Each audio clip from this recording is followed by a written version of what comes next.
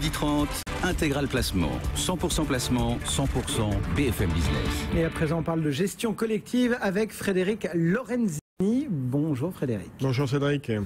Consultant chez MCV France. Et aujourd'hui, suite à une chronique que vous avez faite sur un fonds indiciel, un auditeur nous dit qu'il préfère acheter des ETF parce que les gérants finalement ne font pas mieux que le marché. Est-ce que cet auditeur provoque volontairement ou est-ce que c'est vrai ? Alors il y a un fonds de frais, c'est vrai qu'on a fait une chronique sur un fonds indiciel, on disait bah voilà, il y a des frais, autant acheter l'indice parce que grosso modo ça n'est pas mieux. Alors c'est vrai en partie, parce que quand on regarde les statistiques, en moyenne, quand on mélange tous les fonds sur une même catégorie, fonds actions françaises, fonds actions internationales, la gestion ne fait pas mieux que le marché. Donc ça c'est clair. Moyennant quoi, la moyenne, c'est une abstraction. C'est-à-dire que moi, j'ai des étudiants. Si mon groupe de 20 étudiants a 10, ben peut-être que les 20 ont chacun 10. Peut-être que certains ont 8 et certains ont 12. Et donc, derrière la moyenne, on a de grosses disparités. Ce qui est clair, c'est que sur le marché, vous avez beaucoup de fonds qui sont le ventre mou, qui font le marché ou moins bien que le marché. Et puis, vous avez quelques fonds qui sortent la tête de l'eau. Et c'est ça qui vont nous intéresser. Ça, c'est la première réponse. Donc oui, en moyenne, la gestion ne fait pas mieux que le marché. Deuxième question, est-ce qu'il faut nécessairement acheter le marché? C'est-à-dire que si vous voulez acheter le marché, effectivement, vous allez acheter un ETF et vous aurez le marché, vous aurez l'indice, ça coûte pas cher, vous l'achetez le matin, vous le vendez le soir. Ça, c'est la première chose.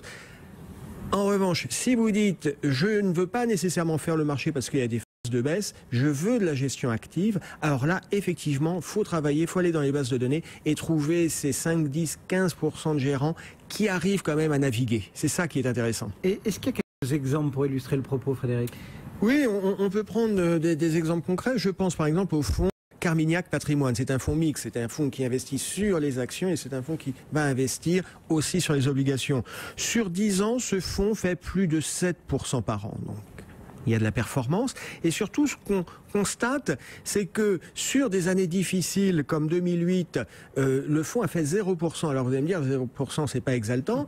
C'est pas exaltant, oui. Sauf qu'une année où les marchés actions ont fait moins 40%, souvenez-vous, en 2008, il y a eu l'effet qui se coule. D'abord, les marchés actions ont décroché, puis dans la foulée, les marchés obligataires aussi ont décroché. Donc ce fonds, sur 2008, alors que c'est quand même la bérésine sur les marchés financiers, fait 0%, et en même temps en 2009 il profite du rebond, il fait 17%. Donc ça c'est un exemple qui montre qu'effectivement il y a un peu la performance, il y a de la valeur avec les bons gérants actifs. Et puis deux exemples que j'ai en tête, Monnaie micro-entreprise, où là effectivement c'est vraiment de la gestion de conviction. Puis un autre exemple, MNG Optimal Income, où là encore on va avoir une gestion active, où les gérants vont aller sur toutes les classes d'actifs en fonction des phases de marché. Vous avez choisi quand même 3 noms qui ont à peu près, entre guillemets, rien à voir. Ils ont des points communs, des caractéristiques. Alors, ce sont 3 noms qui n'ont rien à voir et qui en même temps partagent des points communs. C'est à chaque fois on va avoir de la conviction, c'est des gestions de conviction, c'est-à-dire que ce sont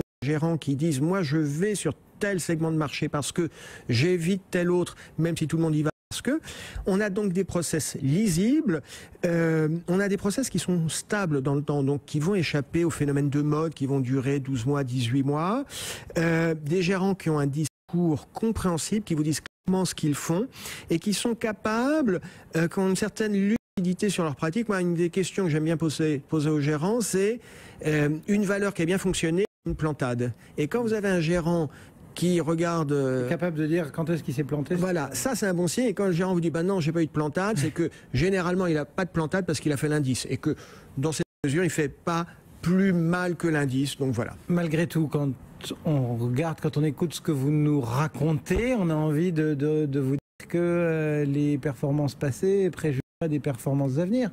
Alors c'est vrai.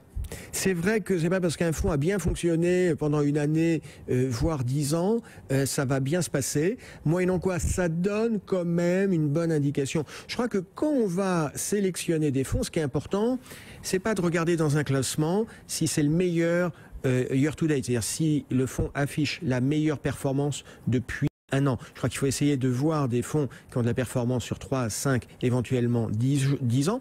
Et puis, il faut bien comprendre qu'un fonds ne va pas être nécessairement performant tous les trimestres ou tous les semestres. Il peut avoir des phases de ce qu'on appelle de la sous-performance. Il va faire moins bien que le marché pendant 6 mois, éventuellement 12 mois, parce que c'est une phase de rebond.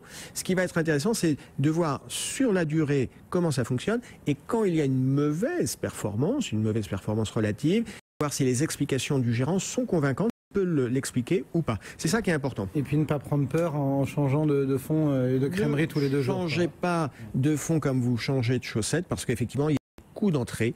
Et donc, quand vous changez de fond, il y a un coût de changement.